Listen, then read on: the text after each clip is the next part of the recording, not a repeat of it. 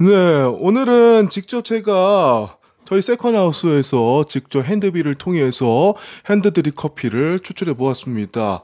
제가 개인적으로 좋아하는 커피 바로 에티오피아입니다. 그 중에서도 저는 내추럴 커피를 좀 좋아해요. 여러분들이 이제 원두 구매하실 때 가공 방식이 워시드 커피냐 뭐 내추럴 커피냐 크게 두 가지로 나눠지고요. 물론 그 외에도 더 몇 가지 더 있기는 합니다만 대표적으로 그 두 가지고요.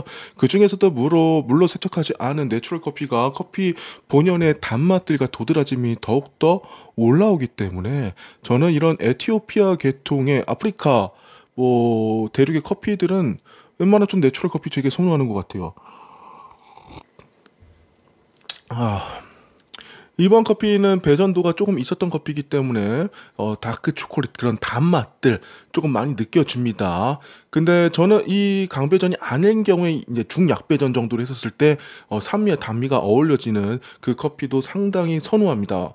특히 이제 베리류의 단맛들이 되게 일품이거든요. 근데 저는 케냐 같은 커피들은 조금 더 이런 다크 초콜릿, 강배전 커피 우리나라에서 많이 선호들을 하는 것 같아요. 다시 한번 말씀드리지만 최초의 드리퍼를 어떤 걸 선택하느냐. 추출의 속도가 빠른 구멍이 하나지만 이렇게 큰 드리퍼를 선택했을 경우 하리오 드리퍼를 말하는 거겠죠. 추출의 시간들이 점차적으로 빠릅니다. 그래서 산미와 좀 더 바디감보다는 조금 향미 위주의 커피에 좀 어울리는 방식이 될 것 같고요. 되도록 저 같은 경우는 처음 연습했을 때는 이런 칼리타 로 해서 좀 천천히 내리는 연습들을 해보시면 좋아요. 일단은 추출에 대한 수율들이 좀 어느 정도 나와야 되고요. 그러려고 하면 좀 바디감 있는 커피 위주로 처음에 뽑아서 먹어보는 게 더 좋은 것 같아요. 그래서 어느 정도 배전도에 따른 원두를 선택함으로써 약배전 커피도 느리게 내리더라도 약배전 커피이기 때문에 충분한 산미와 단미를 느낄 수 있다. 이렇게 설명해 드릴 수 있고 1대 10에서 1대 13 정도의 비율이 우리나라의 정서에 조금 맞지 않나 저는 그렇게 생각을 하고 있습니다. 그래서 30g의 원두로 300g의 커피를 추출을 하는 걸 일단 원칙으로 저는 하고 있고요. 이거보다 농도를 조금 더 옅게 하거나 진하게는 물의 양을 통해서 조절할 수 있을 것 같고요. 그 외 다양한 요소들을 조절 변수라고 저는 부르고 있습니다. 그 조절 변수를 하나 둘씩 변화를 하면서 내가 원하는 커피 맛을 찾아가는 훈련들을 해보는 것도 좋은 방법이 될 수 있겠습니다. 오늘 좀 여러 가지 얘기를 좀 나눠볼 텐데 일단 크게는 두 가지입니다. 첫 번째는 커피에 쓰인 카페인에 대한 제가 이 책을 쓴 이야기들 그리고 이 책 안에 파트별로 어떤 내용들을 조금 담고 있는지 책에 대한 해석을 조금 같이 해드릴 예정이고요. 그 다음에는 제가 지금 준비하고 있는 앨범, 싱글 앨범, 음반이죠. 총 3곡에 대해서 왜 준비를 하고 있는지, 이런 과정들이 나에게 어떤 영향을 미치고 있는지, 왜 저는 이걸 하는지 조금 설명을 해드려 볼까 합니다. 그러니까 편하게 지켜봐 주시면 좋을 것 같습니다. 일단 커피를 한 잔씩 매번 마시면서 이 커피와 좀 주제가 같이 어울려지면 좋겠다라는 생각들이 나는 거를 토대로 이야기를 좀 나눠보려고 합니다. 그래서 오늘은 에티오피아 같은 단맛들이 느껴지는 바로 커피에 쓰인 카페의 신, 제가 쓴 요 시집에 대한 내용들을 좀 같이 나눠보려고 합니다. 개인적으로 책을 정말 좋아하는 편이에요. 특히나 뭐 시집, 뭐 에세이 이런 분야들 제가 좀 즐기기도 하고요.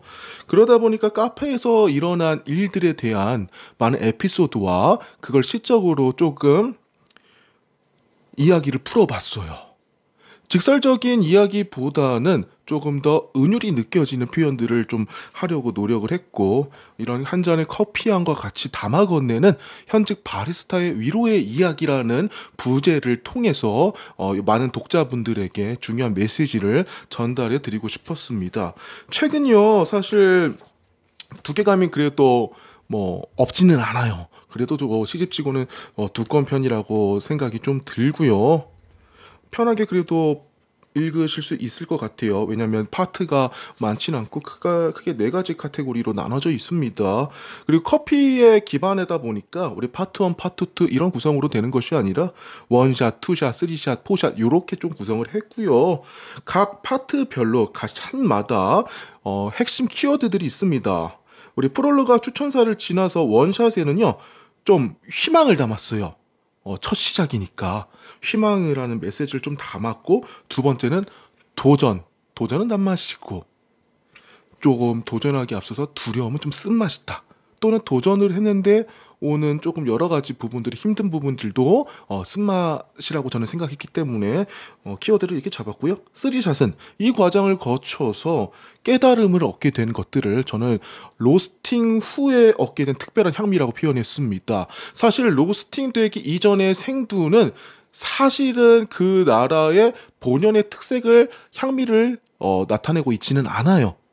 물론 생두는 조금씩 차이는 있겠지만 고유의 향미가 발현되지 않는데 로스팅을 통해서 특별한 향미가 연출되게 됩니다.